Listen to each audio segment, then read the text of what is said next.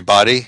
Welcome to ICC's Game of the Week with your host, as always, Joel Benjamin.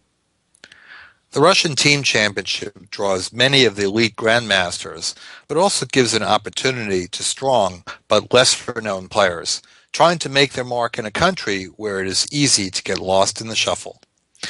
In this week's feature, Dmitri Jakovenko takes on the unheralded 22-year-old Alexander Predke and gets more than he bargained for. Predke's strategy in the late opening, early middle game seemed unpretentious, but it masked a determination to fight for the full point.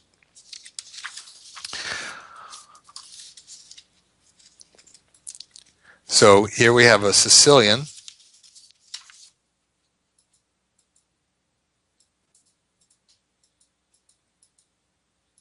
Knight Orf and G3.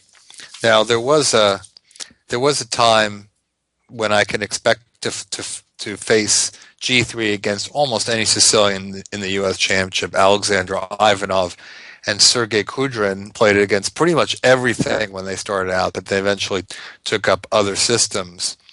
There's nothing wrong with the move G3, but nowadays you see much more often the very fashionable Fischer move, H3, and the idea is that white will push the pawn to G4 in one move.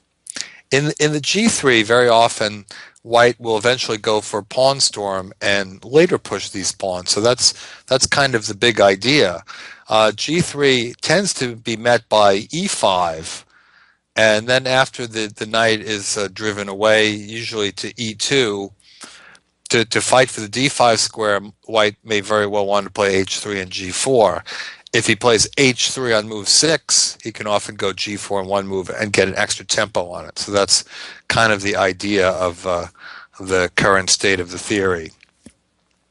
But Jakovenko instead turns it into a Scheveningen formation with E6.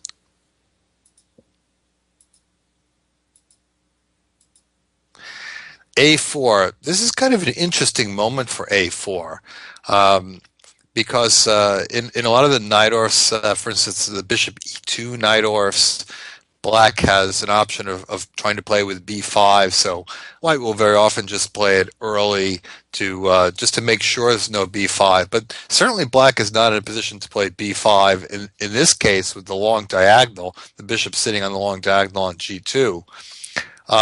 And the plan that white goes for in this game really doesn't go all that well with A4. So what I prefer from the white point of view is something like bishop E3, knight C6, F4, queen C7. Let's just say black is playing the same moves as he did in the game. Then white can take on C6 and play knight A4. And this is a plan that has often been effective in the past. And the idea is then to follow up with C4, grabbing space in the center. And if white gets a clamp on the center, very often he can then go G4, G5. I've actually won some games pretty easily with that plan for white. Even if black plays D5, there's generally this plan of E5, and if the knight moves away, then C4, restraining the pawns. So I think that's a fairly good plan for white in this type of position. But Predke goes about it in an unusual way. He plays A4, and now you think he'd just go for some other idea, maybe F4. The positions are very similar to the kinds of things that Anand and Kasparov were dueling out more than 20 years ago. There, the bishop was on E2, often going to F3 and maybe eventually coming around to G2. But here, white opts for this knight takes C6, rather rare idea, and followed up with A5. So now the knight can't go to A4, but he does have this move A5, clamping down on B6. However, it tends